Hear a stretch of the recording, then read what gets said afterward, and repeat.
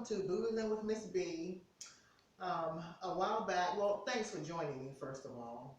A while back, if you can remember, I did a video about cognac and brandy, and I explained how brandy comes from the United States and cognac is imported from France, and that's why it's so expensive because it's an import. Well, I just happened to run across this article that I wanted to share with you that goes into a little bit more detail about cognac. They were talking about, in this article, it talked about the aging of cognac. For instance, like if you've ever been into a liquor store or store or whatever, looking at a bottle of cognac and you've seen like letters on it like VSOP and VS and the word Napoleon, well, those words are on there because it describes how long, it tells how long a cognac has been aged. For instance, cognac can be aged for as little as 2 years in a French oak cask, and these bottles are designated VS. So if you run across a bottle of cognac and it has VS, then it's been aged for 2 years. From there, aging designations build to a minimum of 4 years, which is VSOP. So if you see VSOP, it's been up to 4 years of aging. 6 years is Napoleon. So if you see Napoleon, that means it's been aged for up to 6 years. And it goes up to 10. And if you see a bottle with XO, that means it's been aged for 10 years. But actually, they can even go farther than that. They can even go up to 30 to 50 years. Wow, that's a lot for something to age. I mean, can you imagine waiting 30 years to drink something, or 50 years? You might be dead by the time it's ready to drink, but hey. And these aged cognacs have been aged for like 30 to 50 years. That's the creme de la creme. It has words on it like family reserve and old reserve and beyond age. So if you buy that, then you know you're drinking some good stuff. And I hope it tastes good too, if it's been aging that long. I know if I'm aged for 30 to 40, well, I have been aging for 30 to 50 years, but I hope I would taste good. But anyway, on to something else. But yeah, so when you go to the store, you look for that. Look for the aging on there. The longer it's aged is like the XO, and that's 10 years.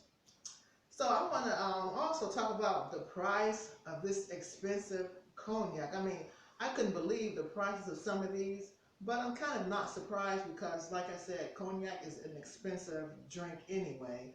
But for instance, there's one from the House of Camus, and it's called the Camus Extra Elegance. And that bottle is $450. Okay, we're going to start with that because that's the cheapest that I have. Remember, $450 is the cheapest. And it combines spice and fruit with nutmeg, ginger, and cinnamon, balanced by sweet cherry and raisin bread with a long cinnamon accented finish. I would not know because I've never tasted it. I can't afford to pay $450 for a bottle of cognac. So that's what the article is saying. Another one is, now I took French, but it's been a while ago, so if I kind of mess this up, then I apologize. So pardon my French, literally. This is L'Essence de Cavassier, and it's from the House of Cavassier. Yay, Cavassier, my fave! But I still can't afford this. This is $3,000 for a bottle of cognac. Can you imagine that? $3,000 for one bottle of cognac. And this has honey, caramel, flowers, anise, and cinnamon, culminating in an endless finish.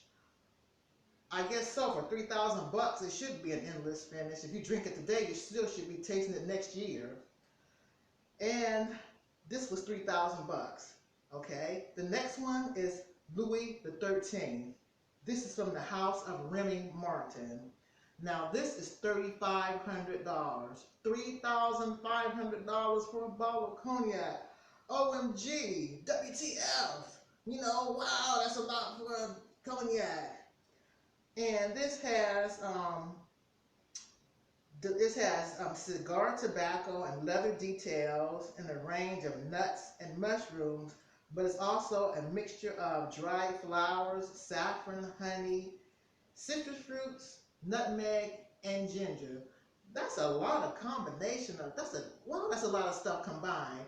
I've never tasted it, and for $3,500, I'm not going to taste it. But it seems like that's a lot of stuff combined in one bottle of cognac. It might be good. I hope so for $3,500. And the last one is $3,000, which is still too rich for my blood. It's called Paradis Imperial, and this is from the house of Hennessy. And this is $3,000. Hennessy is good, so I won't complain about Hennessy. But this is the big brother of Paradis Extra. And Paradis Extra is $600 in itself, so it was introduced in 2014, so that's not cheap either. But it starts with a bouquet of flowers along with toffee and vanilla. Sounds pretty good so far. And you can also taste hints of tangerine, creme brulee, caramel, anise, and passion fruit, as well as some woodiness. And the article finishes it by saying, this finish may appear in your dreams.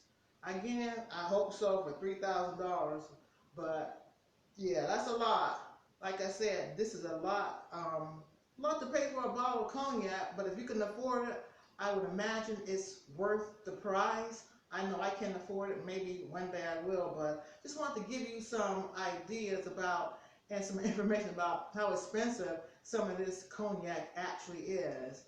But hey, sounds like some of it might be good, and some of it probably I wouldn't care for. But if you can afford to get it, then more power to you. So that's it for today.